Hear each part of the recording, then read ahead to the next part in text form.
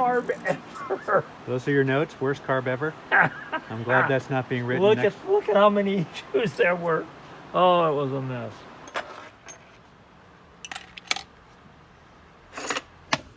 I'm cleaning up my counter because, you know, you don't want to be working in a mess. Whatever. Michael, you don't have accelerator pump. How are you driving this vehicle? Fixing the world one carburetor at a time.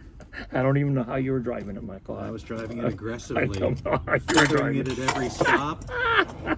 It'll go either that way. is correct. They'll go either way. And it takes an expert to And know it which takes way. an expert to look at you and say, you're a bonehead.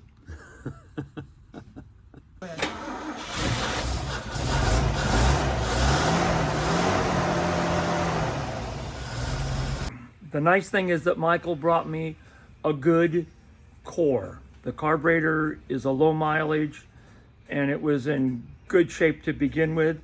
It just needed some TLC and a good keister made in Japan kit and the Marlin touch. So it has been Marlinized. I even signed my name on the carburetor. It's back on the Slow road, Baja. folks. The reports of my demise have been greatly exaggerated. Marlin fixed it. Got it going.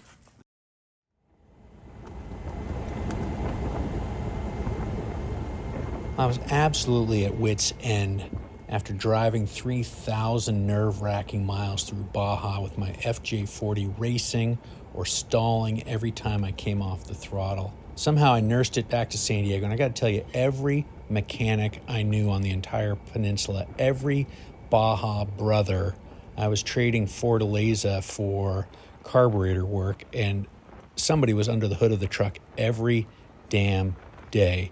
Well, after a short night's rest, I texted George at 6 o'clock in the morning, and I said, what do I do? And God bless George, he responded immediately and said, you're in San Diego, get it to Marlin and get that carburetor rebuilt. Well, quick text later to Marlin, 6:15 in the morning, he said, I can rebuild it, but you got to get it here today because I'm leaving on a cruise. Well, it's 360 miles and a severe weather warning and a snow-soaked Grapevine between us. I didn't have much of a choice, so I bundled up and prayed that my bikini top on my FJ40 would protect me from the sleet and the rain and the snow that was looming, and started driving. 7-ish hours later, pulled up to Marlin's shop. It was raining. Marlin was smiling. He had graciously agreed to allow me to park the truck in the shop while he rebuilt the carburetor, but he had a few things to do. He had to resurface a head, he had to move the forklift, he had to move another car that was in the shop so he could move the forklift to make room for my truck. And did I say he had to resurface a head? Anyways, I got a tarp over Slow Baja, and I just watched the show, and I'd never met Marlin, and I fell in love immediately. I got to tell you, as soon as he started working on the truck, I knew that I had my carburetor in the right hands, and he graciously allowed me to film this process, and I feel so lucky that I did. As you well know, devastatingly, only a few days later, he passed in his sleep, and I can't tell you how honored I feel that I experienced a little bit of Marlin's genius and that he lives on in Slow Baja through his magnificent work and phenomenal attention to detail. Enjoy this behind-the-scenes look at our time together, rebuilding Slow Baja's carburetor and honestly becoming best friends in one day together. And I got to assume Marlin had a lot of best friends. He had to. He was that kind of guy. R.I.P. Marlin, I'm going to miss you. Feeling pretty lucky. I'm in Clovis, California at Marlin Cruiser, and Marlin's going to rebuild my carburetor. Managed to get here, and can't wait. I'm going to tuck the Slow Baja in his shop for the night, and he's going to get to work on it tomorrow morning, and hopefully I'll get on the road with the newly strengthened steed here. So, but as you can see, it's a little rainy. Good times. Thank you to George, Esther at Valley Hybrids for this connection. The Land Cruiser community has come through again And thank you very much to Marlin for taking on this task of rebuilding my carb. An amazing gift. So can't wait for tomorrow morning. I'm with the famed Marlin. I hot-footed it all the way from Baja to Fresno under the advice of Georg at Valley Hybrids to see the master. 5-0. That's a 5. What year is this? 71. Boy, it's pretty crusty. It's a crusty one. It's crusty. All right, well, let's take this thing out of here. How come this is the wrong size washer right here? What's up with that? I don't know. I'm calling George when I get out of here with the full report. I have not taken a carburetor off the Land Cruiser in months. They come to you in a box. Oh, they come to me in a box.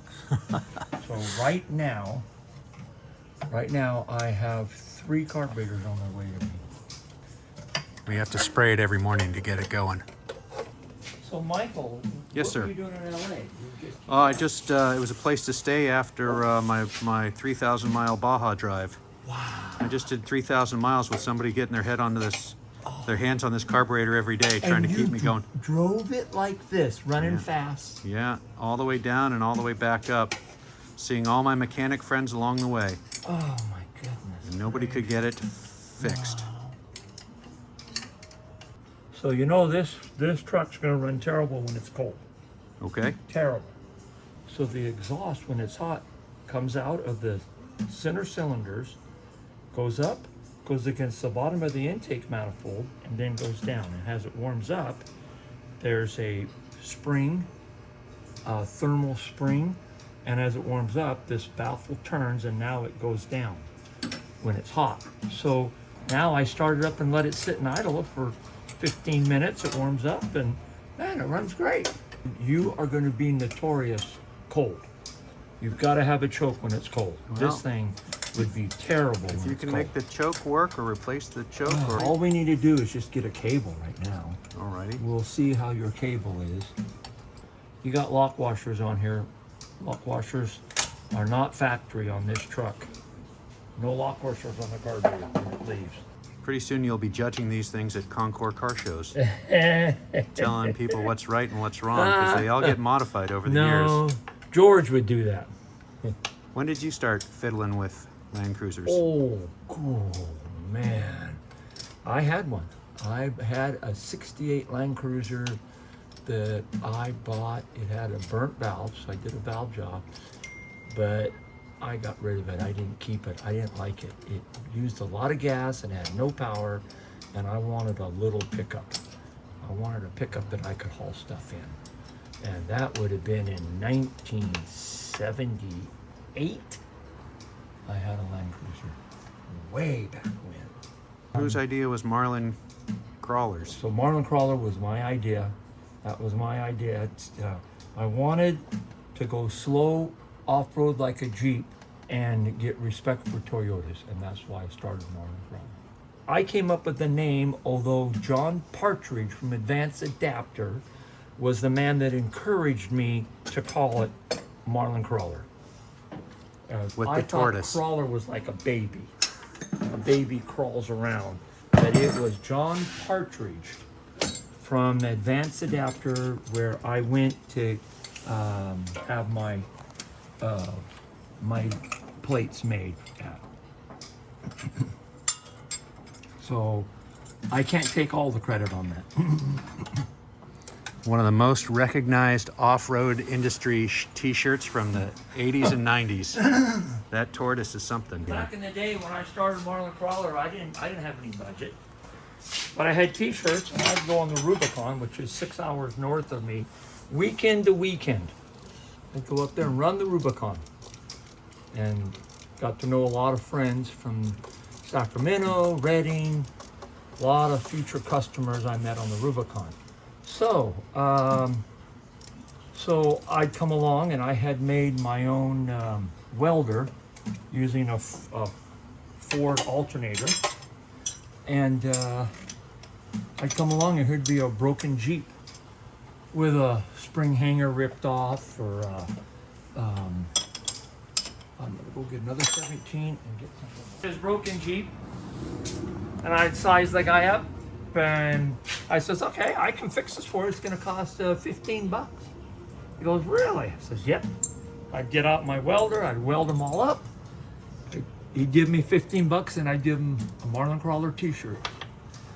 And by the time I'd go to the Springs, and here would be these Jeep owners standing around the fire with a Marlin Crawler t-shirt on and talking about the guy in the Toyota that helped fix his Jeep and had no idea what he was wearing.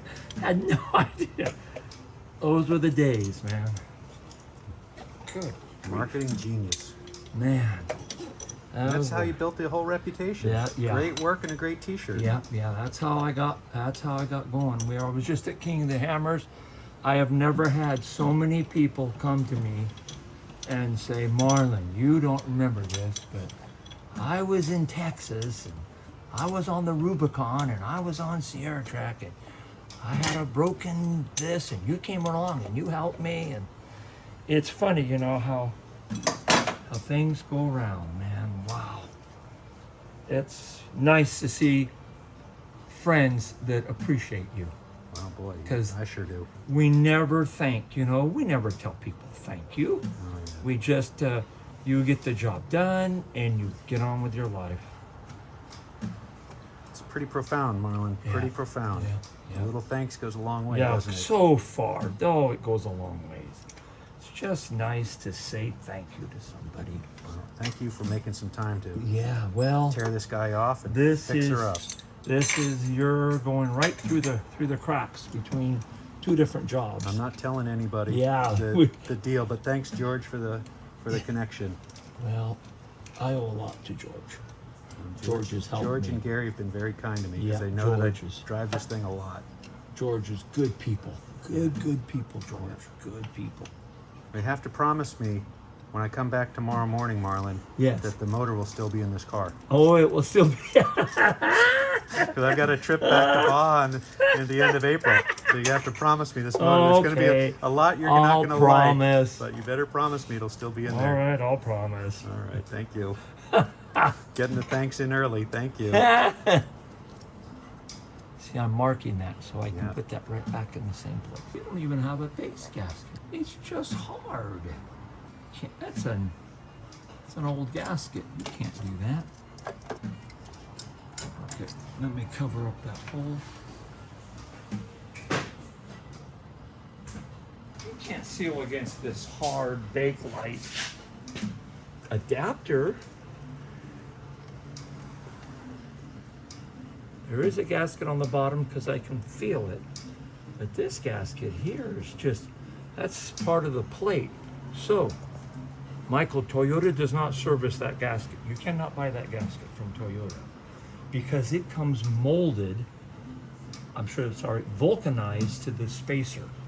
So you call up Toyota, they're gonna say, sorry, you can't buy it, it doesn't exist, because that plate with this vent, with this vacuum fitting is long obsolete. So Toyota would say, go to the auto parts store. So Felpro makes it, Walker makes it, other people make it.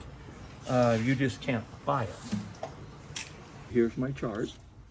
So this carburetor was made March 7 of 1975. A muffin tin. That's right. Just a simple muffin tin. And look it. I got a P and an S for primary and secondary. You don't want to get things mixed up. So first thing we're gonna do right now is get out my little tools. This is a handy dandy tool. Too bad that Lyle quit making it. It's got a little hook on it here so you can grab little E-clips. So I can come right along here. I understand these are made in England, but I'm waiting. They're a bit pricey. Okay. Have you told me already? You've got the book there. How many carburetors you maybe taken apart? Oh man. Yeah, countless. I've done carburetors for years. I started doing them way back. I couldn't tell you when, but I started doing them for George at Valley Hybrid Probably 3-4 years ago by now. I have to go back and look. It's a nice way of doing it. Got an old muffin. That's what I told him. I said, that's just a Muffin simple tin. muffin tin when you were gone. That is nothing more than a muffin tin. 12 spots. Yep, for 12 things. spots. This is the fuel cutoff solenoid. Very important. You must have power on. Key on power here, always constant.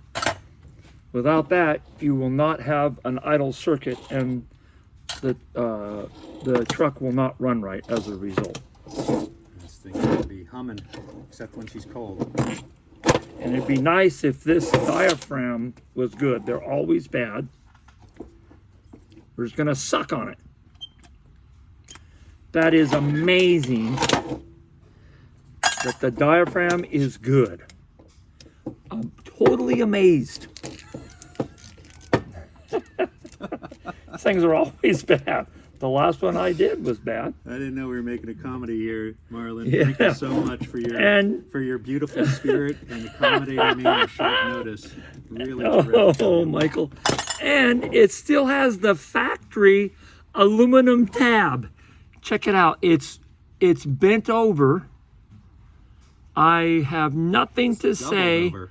Seeing this tab right here, which is the number of this carburetor, a 60201.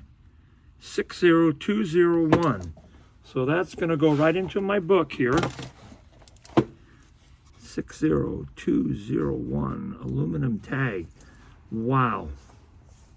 I have not seen a tag on a 75 carburetor in a month of Sundays. I couldn't tell you.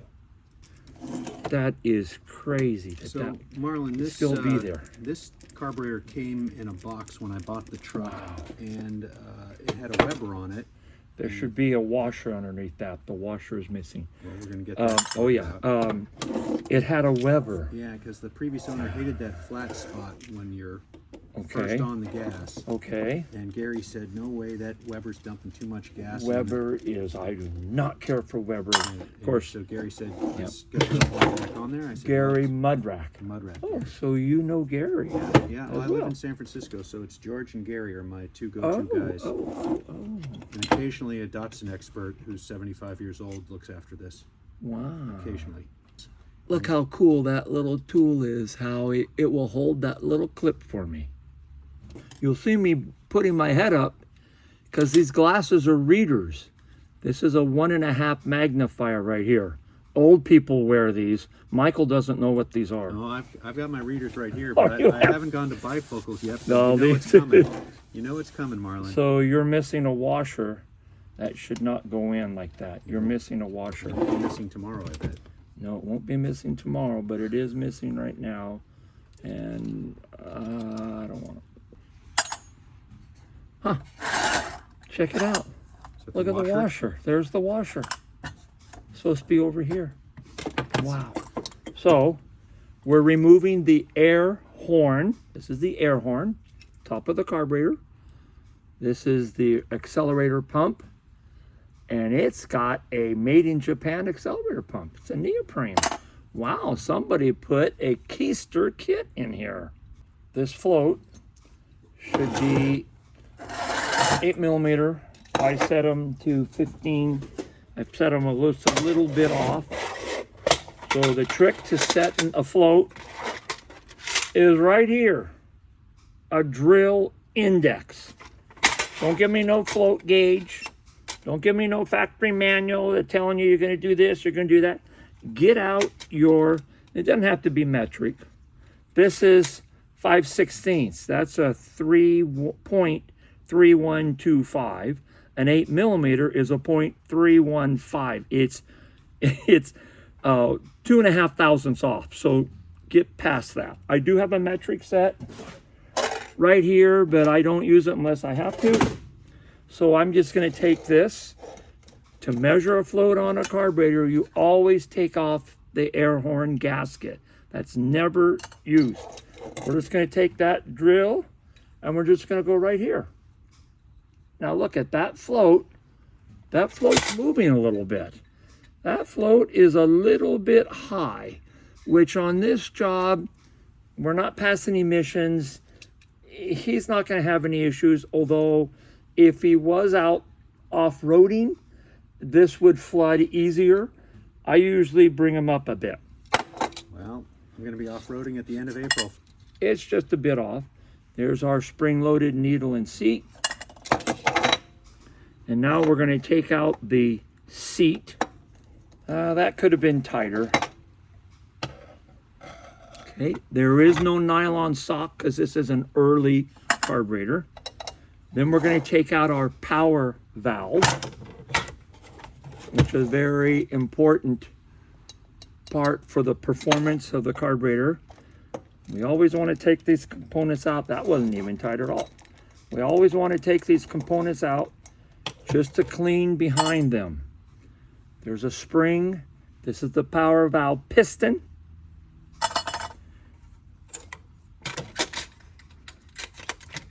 So the float was just a little bit low.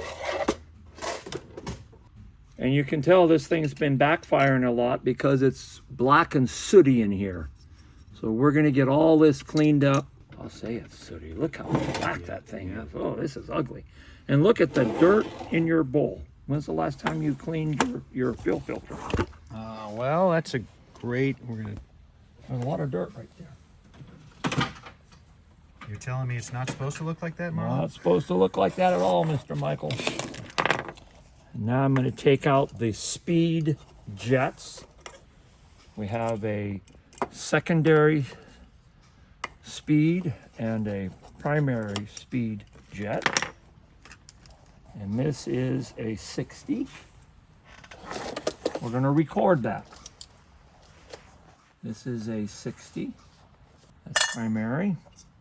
And this is a 50. So right off the bat, Michael, strike one. We had, and you can even tell the difference. Look at the difference. That's a larger bore than that. Can you see that? You can see how that is a smaller hole. That's a larger one, that's a smaller one. These were in backwards. This will affect idling. Those were in backwards. So 60 and a 50. So these venturis are in proper. So a lot of times people will put this venturi in the primary and they'll put this one over here because they are completely interchangeable. But the larger one goes in the primary. It's kind of like putting the bezel on upside down on the front. That is correct. That is correct. They'll go either way. And it takes an expert to And know it which takes way. an expert to look at you and say, you're a bonehead. Well, we're going to go check the microfiche. But I know that that's the primary, that's the secondary. I'm looking at the nozzles. So now we need a 9mm deep socket. Not an 8, not a 10. And we're going to remove the power valve. And there's going to be a jet in here, which we're going to remove this jet off the end. So this piston, which is spring-loaded. So when the engine's off, the spring pushes the piston down and pushes this down. When this depresses, it opens up 2 ports and lets fuel from the bottom of the bowl flow into the primary well. So when the engine's off, it sits like this. As soon as it starts, the vacuum from the intake manifold sucks and pulls this piston up so that when you're driving down the road, this valve is closed. As you get on the gas and the vacuum in the intake manifold begins to drop because you're opening up the throttle plate, now this spring overcomes the piston and gradually starts pushing that down. And as that pushes down, it lets the fuel flow from the bowl of the carburetor through this very small orifice, which we are going to get rid of because we're not worried about emissions. and it flows into the primary to give you additional power on acceleration. When you desmog a carburetor, one of the first things you do is you pull out this. This should be an 80 or a 90.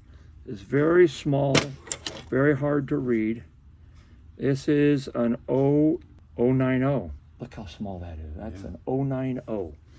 So we've got an 090 power valve. FJ60 carburetors are always an 080.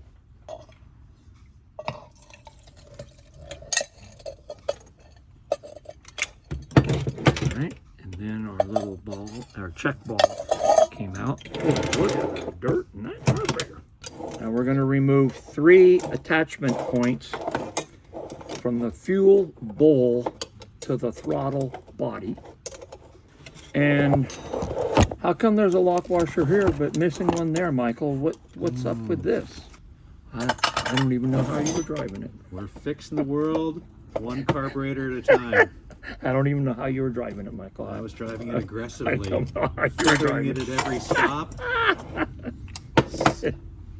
Yeah, at one point, one of the mechanics got the arm on wrong, which got hooked on something, which had the throttle pegged wide. Pegged? Oh, no, that's not good. It was very exciting. Oh, that's not good. That's not good. This idle air fuel adjustment, this should be 3 to 4 turns out. Let's see where we're at. Half, 1, half, 2.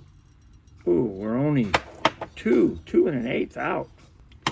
2 1/8 turns. We're going to record that in our book here. This carburetor does not use throttle plate bushings. This is a very good carburetor. Lower mileage carburetor, Mr. Michael. I like it. I like the carburetor. Well, I'm glad. Overall, it's in great shape. Well, I'm glad that I'm here, and I'm glad that you said so. And Yeah, I can't wait to have it put together properly. There's nothing tremendously wrong here. The space gasket is not leaking. Or not the base gasket. This center gasket is not leaking. Let's see how our accelerator nozzle. Michael, you don't have accelerator pump. How are you driving this vehicle? I'm baffled. For 10 years, how I've been driving this thing. So, this pump is working. There's a separate well here. The gasoline flows from the bottom of the carburetor into here. There is a check ball, a one-way check ball in the base. There's a second check ball in this bore. And this, every time you push on your gas pedal, you're doing this. Every time you're doing this. When this happens, it pushes gas past one ball through the other. And then there is a nozzle. So I'm shining light, and you need to look right in here, in that area right there. Now watch what's going to happen. Did you get that? Simple safety pin. Don't use a drill. Always use a safety pin whenever you can. You don't want that to be any bigger than it has to be. So I'm going from the top down, and now I'm just going to blow some air through there. Whoa, you see any difference? Yeah, look at that. Wow. Michael, that brass nozzle was 100% plugged. So when you come out in the morning and you try to get this thing going, you're not priming the motor, and you don't have a choke. Well, this trip I had to spray it with taking starter off, fluid. going up any kind of anywhere, you have nothing. We need that to give us some injection so the motor can respond. Without that, you're totally relying on the Venturis to draw the fuel out. Okay, Michael, I'm very happy we took this carburetor apart. Of course, we're going to do it right. We're going to put a keister made in Japan kit in it. So let's get out our carburetor kits. So this is my FJ60 inventory, which is 383A. That's all FJ60 carburetors. That's how many I buy at a time. I usually buy them 40 at a time. And then we have the rest of them, which goes all the way back to the beginning of time, to the 1964 kits. So we're going to look through here. And we said this was a March of 75. Well, here is a 9 of 73 to 9 of 75 made in Japan keister kit. So right off the bat, it's got the proper anti-dieseling solenoid, or fuel cutoff solenoid. It's got the proper base gasket. Okay, we're looking good here. You know, when you ask smart people like George for advice, and they give it to you at 6 a.m., George, you should take that advice. I cannot say enough about George. George is good people. Good people. And when I go back to Texas on these events, they treat him so well because he would do the same for them. George is just good people. And Gary. Gary's a good guy too. He likes his Rubicon. He doesn't like Baja, that's for sure. Yeah. You won't catch Gary going to Baja. I've never been to Baja. I did have the opportunity one time to go on work on a chase truck for the Baja 500 or something, but it never happened. Seems like you've got too much work to get away from your shop. Yeah, I've got a lot going on. This is the only kits I use is a keister. I have Walker kits in stock, but I don't use them. I make my own base gaskets. We're gonna put one of these base gaskets in here that I hand cut out of made in America, made in USA paper that is 36 thousandths thick, and I hand cut that. Beautiful. That's because I have this handy dandy kit. I want to show you. This is, I can cut any kind of a metric circle up to 50 millimeter. So I make my own base gaskets, and I bought this in 21, and I've used it all this many times is what I've done cutting on it. So I like to make my own components. And you like to keep notes on it all. And that kit is made in France. Okay, so I want to go look in the Toyota Microfiche real quick. And we're going to look at the Venturis. So you're going to follow me to my office. Can't wait.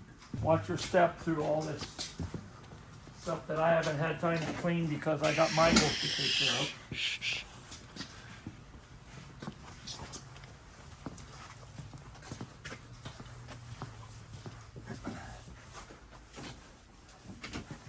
And here I have Toyota Microfiche. So I'm going to go to my early Microfiche. Carburetor is 2H1. And if I could have you turn off my lights over there, please. So we're going to go to Microfiche. Now this is an old copy that I got from the dealerships. 2H1. So here's fish 2H1. And it starts with a 3 of 69 to 9 of 69. So we're going to run on down here. Here's a 1 of 75 to 8 of 75. And this carburetor right off the bat has the wrong secondary. That's wrong because this is a 71. I don't know why I still have 73 in my mind. So my explanation on that carburetor is that carburetor was made brand new by Toyota and sold. So that carburetor was made in, what would we say, March of 75, and it is a brand new replacement carburetor because they quit making this carburetor in January of 75. Beginning in January of 75, they use a whole different style that has a secondary opening diaphragm. That is not us. So your carburetor is a factory replacement. Okay, so this is our carburetor right here, and I'm questioning the Venturis. And look at right here. Here is the two different Venturis. There's a smaller one and a larger one. And this is the secondary side. So the secondary side has the larger Venturi. If you'll notice, this has a one collar, this has a two-step collar. So you see here, Michael, this goes here, correct? And this goes there. So this, the primary side, is the smaller one. The smaller one is the primary side. That's the secondary side. Here's the primary side. We got the plunger. So the primary side is the larger one. Yours is put together proper. Yours is properly assembled. That larger Venturi is the primary side. I see a lot of people switching these, but I was double checking, and that is the primary Venturi. That's the secondary. Okay. So that is proper.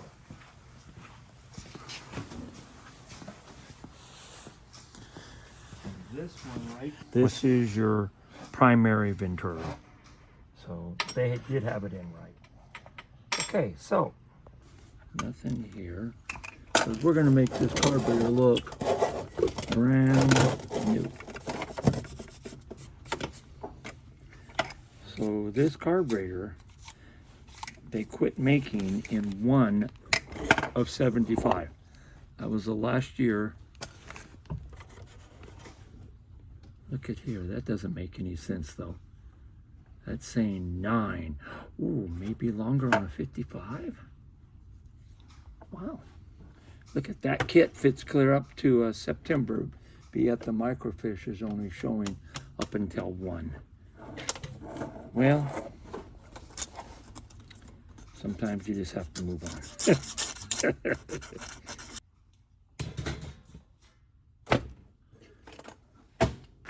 Wow, I don't even know how you were driving this thing with no accelerator pump. How does it start when it's cold? Well, How takes do a you little start work. it? Takes 3 pumps and you fire it right up. And it fires up after 3 pumps. And then you gotta back it out of the garage because it'll fill the whole house with smoke. And then I let it idle on the street in front of my house in San Francisco. And you better get it warmed up because you know it's got to go up a hill as soon as you get out of the house, out of the driveway. Goodness gracious. So it did take a lot of finesse. Wow, I'll bet.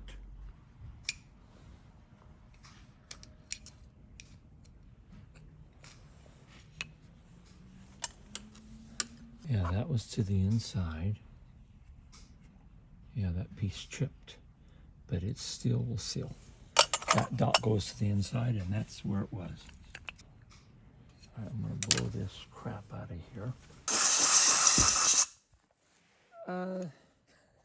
Is that dirt or is it stains? It wasn't that bad. It's stains. I thought it was dirt. I feel better now.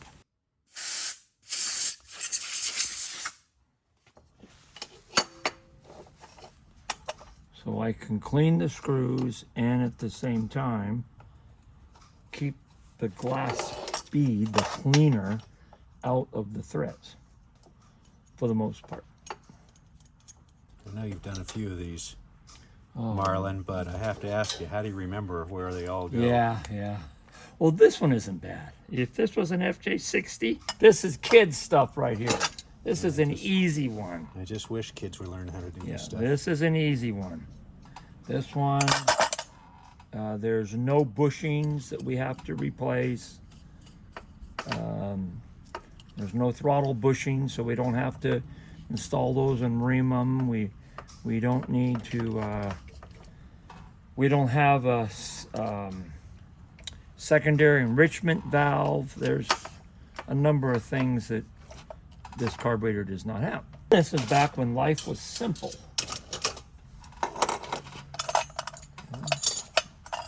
So we're gonna make this carburetor look all pretty, fancy, swancy. And it's going to run well too. Oh, it's gonna run totally different.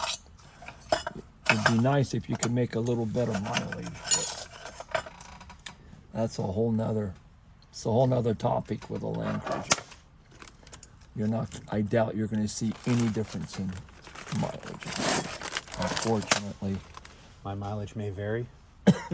Yeah. Well, when I bought it, the odometer cable was broken. It was broken. Yeah, Wow. and so I said to Gary, Does your odometer work? Yeah, it does. So we got it replaced, and I came back the next week for something else, and I said to Gary, God, this thing's getting 10 miles to the gallon. He says, oh, that's great. Congratulations. Lesson learned. Yep. Congratulations. They didn't make the fuel tanks very big either. No, isn't that stupid? Yeah. Kind of dumb. I haven't run out of gas in Baja yet, but I ran out of gas yesterday. What? Yeah, I just had so much on my mind. I forgot that I had to get So what did you put do? gas in. Well, I had my phone on a magnet, and it was blocking my fuel gauge. Oh no! And it was pouring rain, and we just wanted to get. Yeah, you back just and- overlooked it. And I was about 2 miles from my buddy's house. And I thought, well, this thing's really running poorly now. It's just getting worse and worse. Out of fuel. Out of fuel. Funny how that is. Yeah, funny how that So happens. luckily I had a couple gallons still in the tanks, the spares, Goodness gracious. and got that transferred in, and got to a gas station and got home. God darn it. Okay, we're gonna go clean the carburetor. Wow.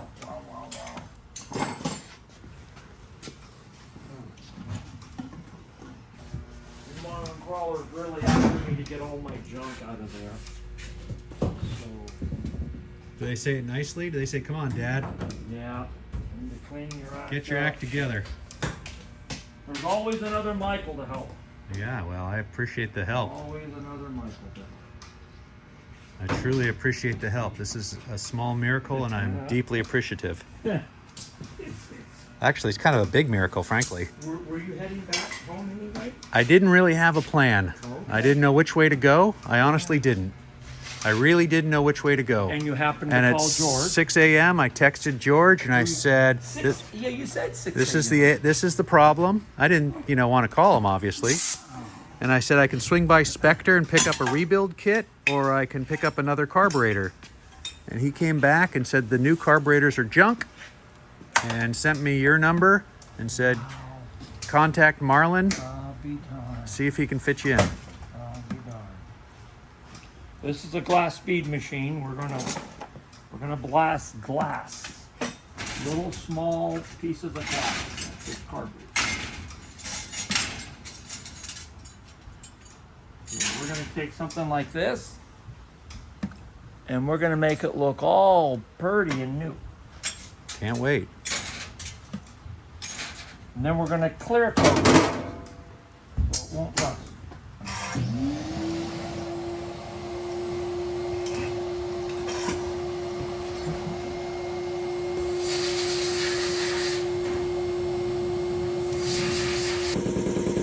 I'm working the foot pedal, and it's shooting glass out under air pressure. Shiny. It will irritate the surface without ruining it. If it was sand, you would be pulling metal away. This just puts a very nice matte finish on it. It holds paint very well.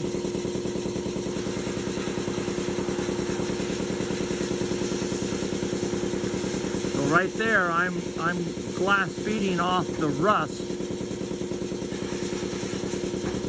from years of usage.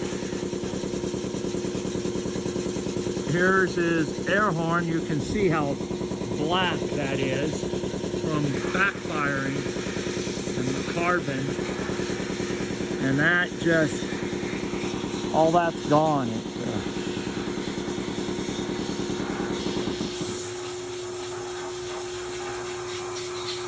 the glass reusable? It goes right down to the bottom and sucks it right back up again. It does break down, so you will, but it turns into dust and the vacuum sucks it out and you throw that away.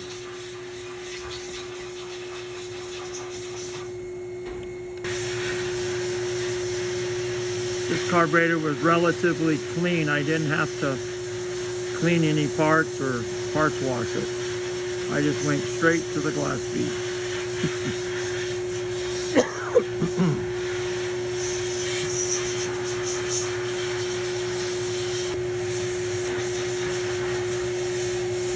I'm taking rust off right now.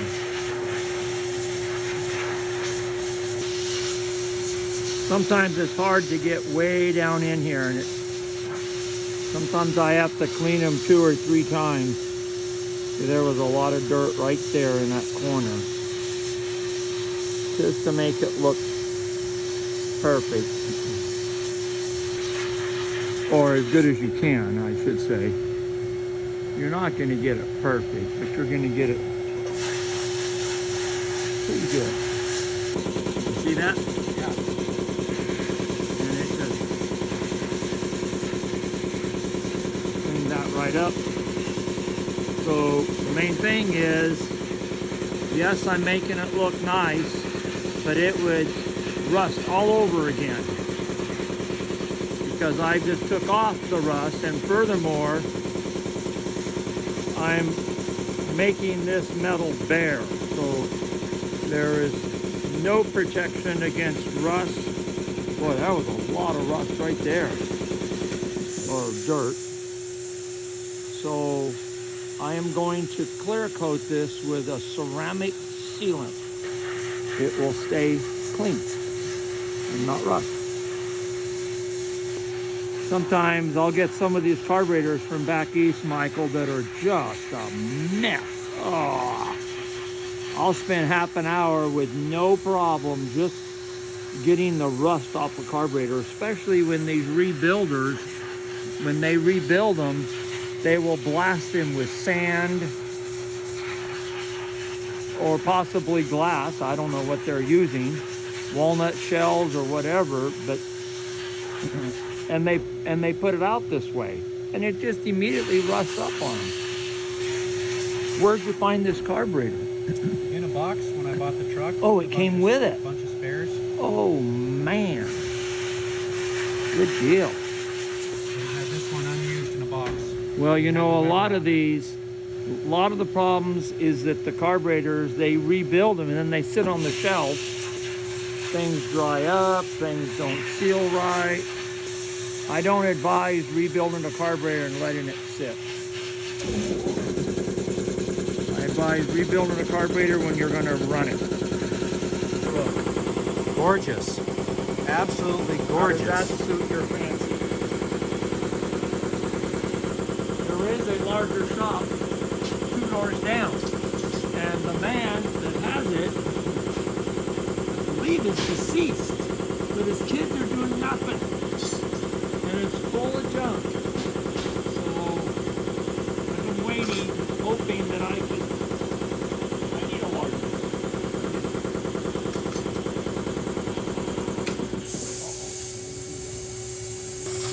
Marlin, is there another piece under your glove there? A little arm or something? You'd find it. Whoa, I don't want to lose that.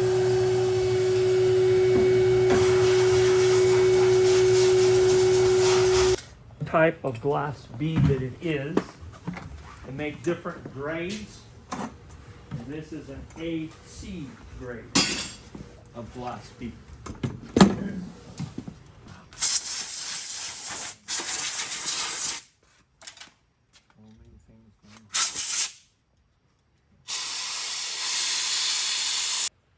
After inspection, you found a couple spots that you want to Yep, and no, I don't like it. take another round.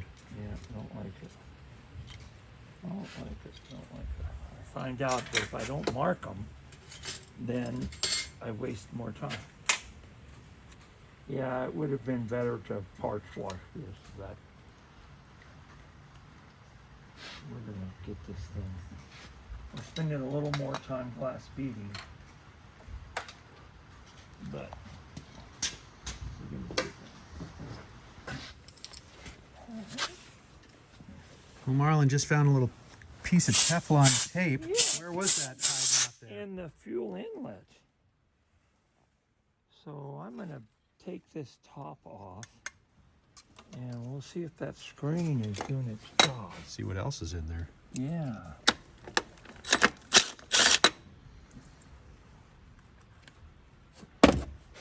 No, this is all good. This is all good. It was just a piece in there. Huh. Yeah, it's all good. That needs to be round. It's a seal.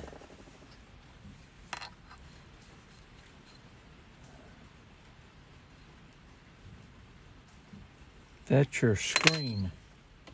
That's what keeps the dirt out of the bowl.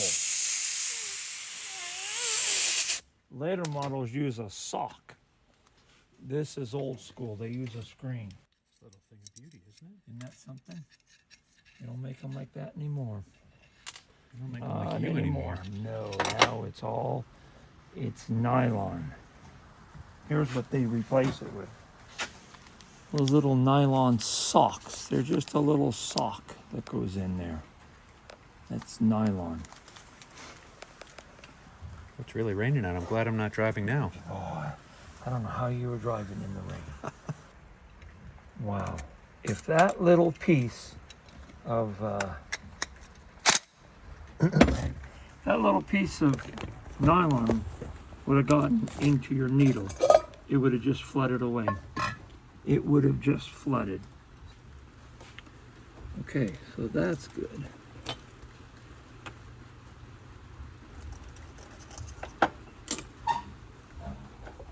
There's a bunch of corrosion in there.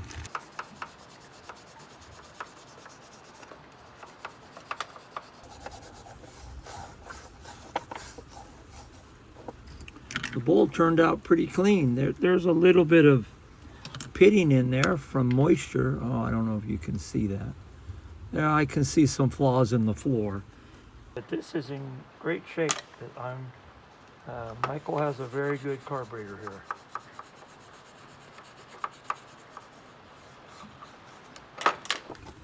You know, this video is probably going to look funny with the way I operate the things. Look what I'm using. An almond milk carton from my wife. So I'm going to paint these screws because I glass beaded them. They would rust. I do have new ones, but they're not the same as the factory. So this is what I use.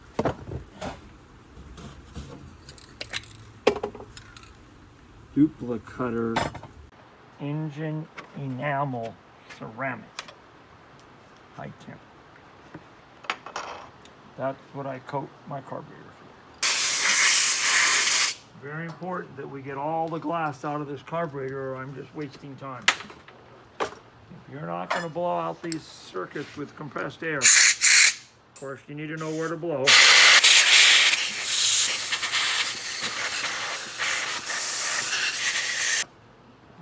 We're going to check to make sure that our accelerator nozzle is open. Oh, it's nice and open. Wow, good job there. And now we've got to get the check ball to loosen up in the bore of the accelerator pump. And it's still plugged.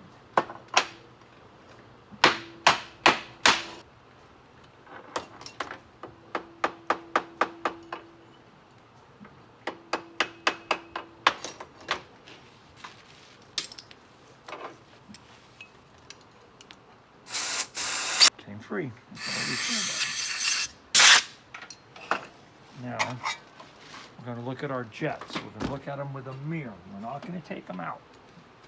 There's no reason to mess up jets. We're going to record what it is.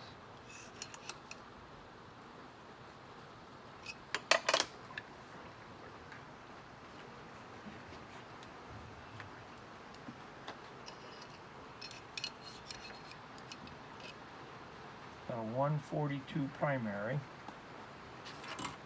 and our secondary is an old school 200, 200 secondary, 200. And comparing to other carburetors, I just did a October of 75, and it's a 125 and a 200. And this is a 142 and a 200. Yeah, somebody's put in a larger primary jet. You got a 142 primary jet in here. What do you make of that? Well, you know, a lot of people will play with jets and change this. Oh, it made a big change.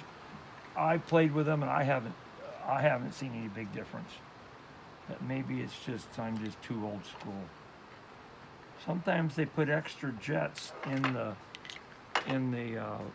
bowl covers. This does not. In the main well access board, this one does not have it. So this could be the difference between California emission and no California emission. Record the ohms resistance on the fuel cutoff solenoid. And this one is 30.7 ohms. Looks a lot better now. Oh yeah, I like that. Good fit. Okay, we've blown that out. Very thorough. We've taken that apart. Look for any additional dirt that's still hanging out. Throttle plates are tight. I'm really impressed. Really impressed. It's a nice carburetor. Okay, well I'm ready to start painting now. Primary, secondary. You know that. I'm cleaning up my counter because you know you don't want to be working in a mess. Whatever. Okay, so now we're gonna paint these parts. Check it out. My wife's Almond Breeze.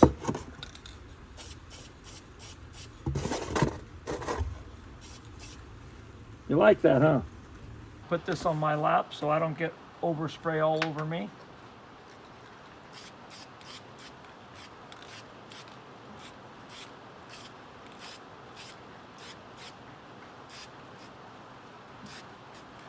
The main thing is to get a coat on everything. 'Cause I don't want to get a picture from Michael out of gas in Baja in the middle of Bufu with a rusted carburetor, God forbid. You'll be watching those YouTube videos, checking when the guys are under the hood to see how that carburetor looks. It better look all nice and clean. It'll be covered in dust, no doubt. No doubt. You know, the Baja's a little bit like the Rubicon. It's aspirational. It's on a bucket list. People want to do it. They want to take their old cruiser or their new rig. They want to see if they can if they can do survive. So do you know the guy that's entering his FJ45 pickup? Would that be your friend Rob? That's my good buddy Rob. He's going to the Mint 400. Yes, he is. Peter. So you know Rob. Peter Sadler just pinged me from Germany to see if I was going too. So you know everybody, huh? I don't know everybody as well as I'd like to, but I just saw Rob at KOH, and he was so proud of his house-painted FJ45. They made a Army fort out of it, and it's house-painted. That's crazy. Yep. Well, I hope he has a ball. Rob is another good guy. Yeah, I hope he has a ball, and I hope he brings it to Baja with me next year or the year after. Yep. Making sure there's no overspray where a gasket's going to go. That's got to be clean. You don't want any paint where a gasket goes. None. Zero.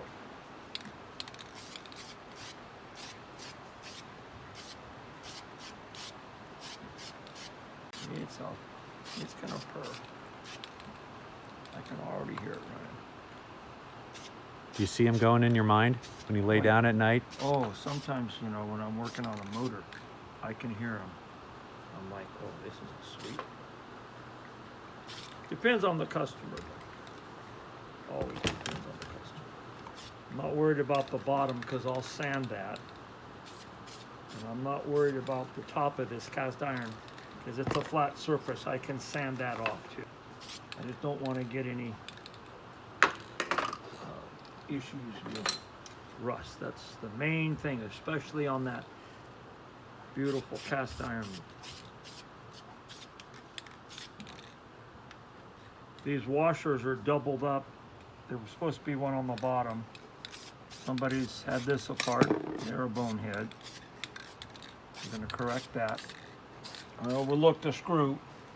Heaven forbid. For as simple as these trucks are purported to be, Yeah, this is a simple one. well, This is a easy carburetor. Anybody could do this. not this guy, not the guy holding the camera. Anybody could do this carburetor. This is just your basic. This is all basic. Look, that's thick and that one's thin. Another mystery on Slow Baja.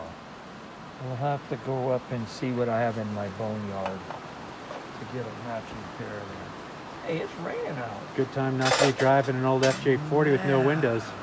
I don't know how you were driving that thing over the grapevine. It was cold, Ooh, but it wasn't raining. man, you're a trooper. Okay, so this is gonna dry overnight. In the morning, all this smell will be gone.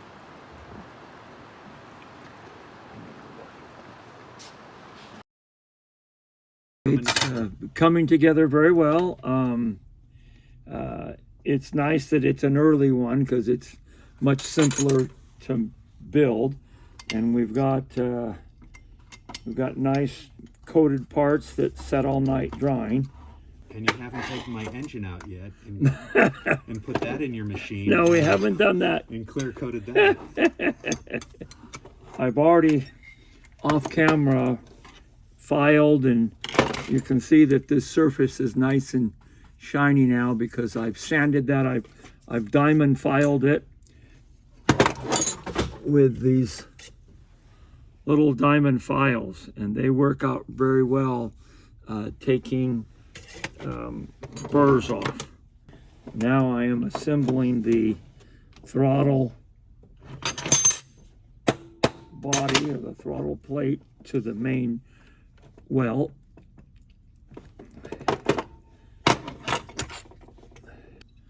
I've installed the power valve piston.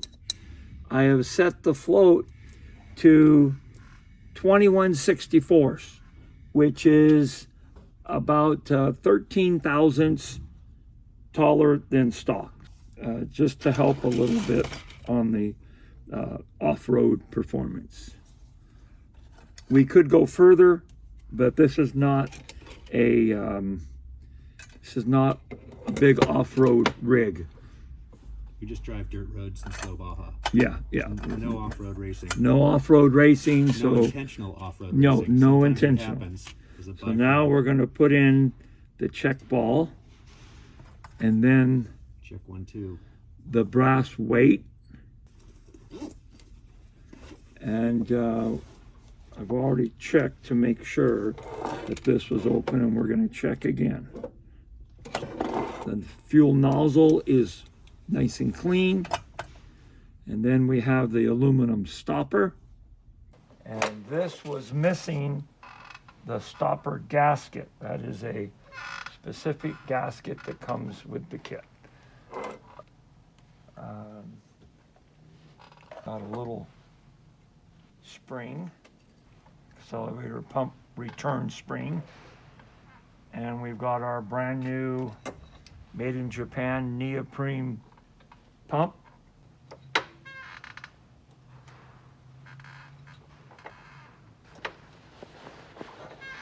right, we're going together. I'm running out of parts here.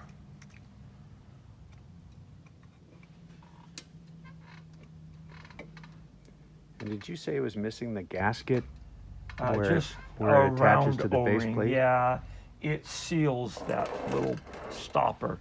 So could that have created a little vacuum leak right there? No, nothing. No, it was just missing. No, that's what they're trying to do is they're trying to prevent any kind of fuel seepage from the accelerator pump. And your gasket was sealing.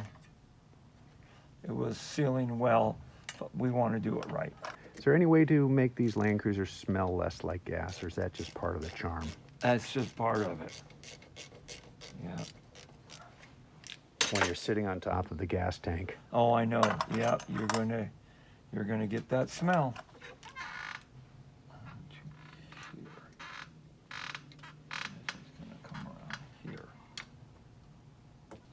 I'm still shocked that this aluminum tag would still be on this carburetor. It's technically supposed to hang out and go down, but I'm afraid of this one breaking because it's been bent so many times. So I'm gonna put it like that. It's only been there, what, 47 years? Yeah, yep. And I can still read the date code on it. So that's where I'm gonna stick that. That's pretty neat. Yeah, and I put the throttle cable bracket on the wrong side of the carburetor. Well, at least you realized at this stage that had happened. Because this side did not have a mark on it. This side did, so I just did that. And now we're looking better. Marlin, over the years, what sort of modifications have been worthwhile to the Toyota Land Cruiser design in your vast experience? Because obviously you're in the modification business. Well, your motor is probably an F motor, which is a 236 cubic inch. You want to get a 2F in there if you're going to stay factory, which is a 248, and it bolts right in.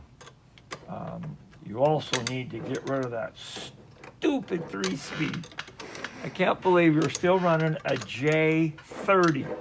You know, advanced adapter. You've heard of advanced adapter? I have. Okay.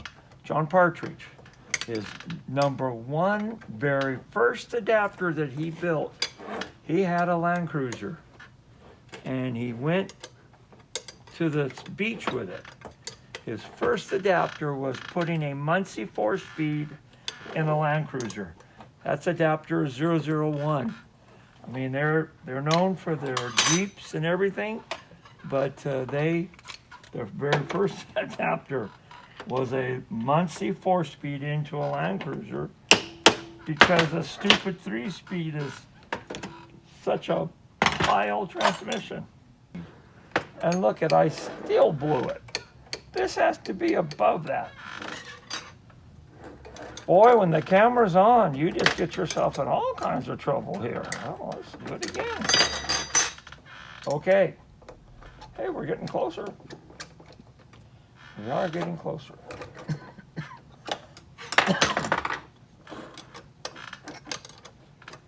When's the last time you checked the oil in your transfer case? Would have been done before this trip. Good, because that's the #1 issue, is burning up the transfer case. The transfer case is a 2.31 low range. Hey, look at the choke opener fits this time. It helps when it's properly assembled. Such an easy job, and I'm making a career out of it. You want to get all the screws in on the air horn before you tighten any down, just so they're not in a bind. And we'll put in some of this linkage right now to get it out of our way. It's been a while since I built one of these carburetors. I usually don't work on the older ones. 90% of what I do is the newer carburetors. Okay, now I'm going to go through here and I'm going to tighten down the air horn. We're going to crisscross, not that it's a big deal. But since I am on camera, you want to crisscross here. connections here. And this aluminum tag, we have a washer underneath the tag, which was still on the carburetor, just in the improper position. And when you look at a gasket, there's going to be a flat side and a rounded side by design. We want that rounded, raised side to be against the side that's going to warp, and that's going to be this housing. You can call this a fuel shutoff, or you can call it an anti-diesel, but it shuts the fuel off, and that's on the idle air fuel mixture circuit. And if you do not have power to that, or if this valve is defective, this thing will not idle and will not run right. We tested the ohms. It's 30.7 ohms. We recorded that. I know it works. So we're good there. Oh, look, I'm forgetting the choke. You know, we still have to check your choke cable. Did you try pulling the knob on the dash to see if it works? It feels very Stiff? unengaged. Oh boy. But overall, this carburetor, Michael, you're very fortunate. We could be dealing with a real pile here. I'm very fortunate in so many ways. Yeah, you're very fortunate. This is a great. I'm very fortunate to be sitting here at the knee of the master, learning. Making it right, that's all that matters. We just want it right, that's all we want. See, they had this spring going against these two detents.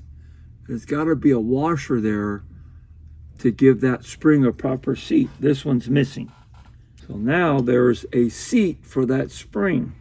Bonehead people, boneheads. We're going to use some silicone spray because it dries and lubricates right over the piece of linkage here to make sure that we have silicone in there, because that is a pivot. Now we're going to line up the pin, engage that into the accelerator pump. The pump is up right now because there's a spring in there, and if I pump this, I can hear a shh, shh, shh. Hey, that's what we've got to hear. Now we got to check for any linkage binding to make sure that everything is going to work free. All right, we're looking good. Amazing. And we have old parts. And we have the jet we took out.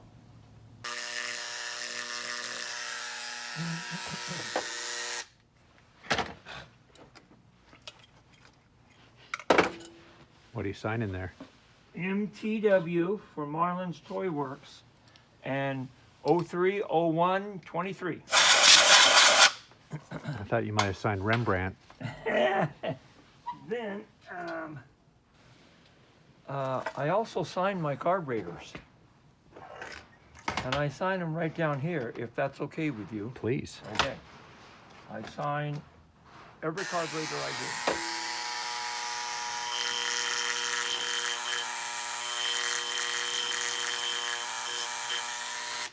I sign them because this is a work of art. That's why it's signed, and there's my signature. I've been signing for about the last 2 years.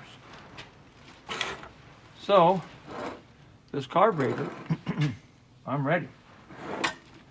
Oh, forgot our air fuel mixture. Can't forget that. This will typically be around 3.5 to 4 turns, typically. So we're going to go 3.5. You want to lightly seat it. Be careful, you can break this, it's brass. Half, 1, 3. Well, there's 3.5. We're going to leave it at 3.5. Okay, that's it. I gotta go run some errands. Can I go with you? You sure can. We gotta go deliver some parts. And then we're gonna come back and Fire her up. fire this puppy up. So excited. All right, Marlin. You're gonna stay there? Here we go, here we go, here we go. We're ready.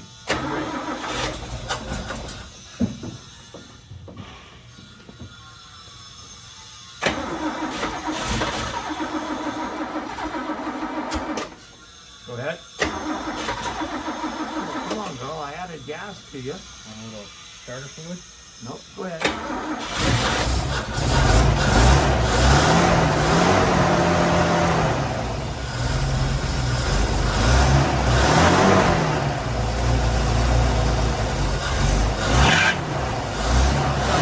Belt.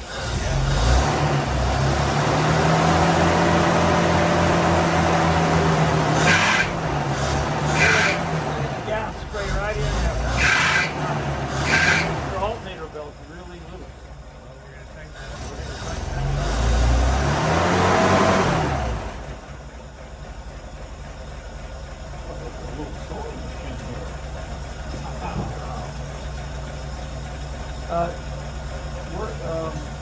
We're going to shut this off. And we're going to tighten up your belt right now. All right. Because we don't like that. Well, we made some time.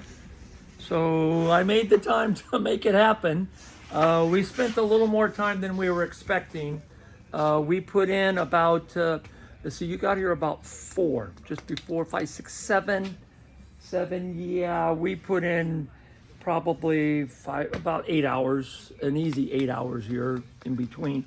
But the nice thing is that Michael brought me a good core. The carburetor is a low mileage, and it was in good shape to begin with. It just needed some TLC and a good keister made in Japan kit and the Marlin touch. So it has been Marlinized. I even signed my name on the carburetor. And can we talk a little bit about the process? Pardon? Can we talk about the process that is the Marlin Midas touch? Well, so getting it, so number one is thoroughly cleaning. Well, number one, disassembling it complete. Don't go halfway, take it all down. You'll notice I did not take out the jets. The jets don't need to come out. But you want to make sure everything's clean. I thoroughly glass beaded. I blew it out 4 or 5 times. I clear coated it, installed the kit, and then made some minor adjustments to the float and such. Your main thing is attention to detail, and that's what I appreciate in Michael, is that he acknowledged that I spend time attention to detail. So we did that. We took care of the alternator belt, which was too loose. It was extended. We corrected that. Checked his radiator, and it's starting needs on to be repaired. Yeah, it's starting on a nickel there. So we're very pleased. Can we go over the book? Because I think you glossed over a few things on the carburetor. Okay. I'm glad it didn't make the rating of worst carburetor No, ever. you did not. Because No, you have did that. not. You showed me the write-up on the worst carburetor ever. So there's not much here. There's you had some jets in backwards, and we removed the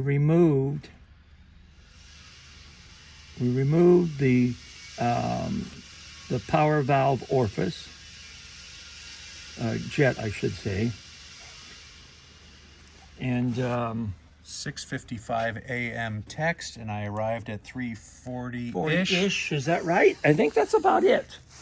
And it that's is about the time you got almost here. 24 hours later. Is Yeah, 2:25 according to the clock behind you. And this thing runs spectacularly. It really is. It really does. It really does. You're really a maestro, and I'm glad you signed it because I'm going to treasure it. Yeah, I signed it. That is a work of art. It surely is. And Michael, thank you for the opportunity to help you. I made this, and I made this something important. I'm looking for the word. A priority. I made this a priority. And Michael, thank you for letting me do it for you. And thank you for noting my attention to detail. I goes a long ways. Well, it warms my heart. You said if I Yep. couldn't get here yesterday, your schedule was such it wasn't going to get done, Yep, and yep, so yep. I hot-footed it all the Yep. way through severe weather warnings. Yeah, that's right.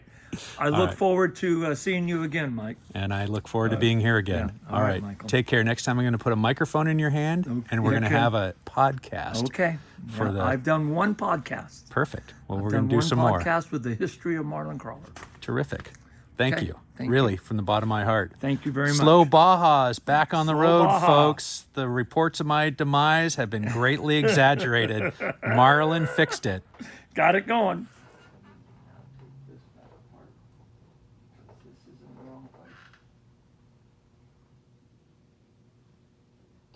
Oh boy. Well, sometimes you just have fun. You just have fun. That's all. I got a piece of linky that's in the wrong position.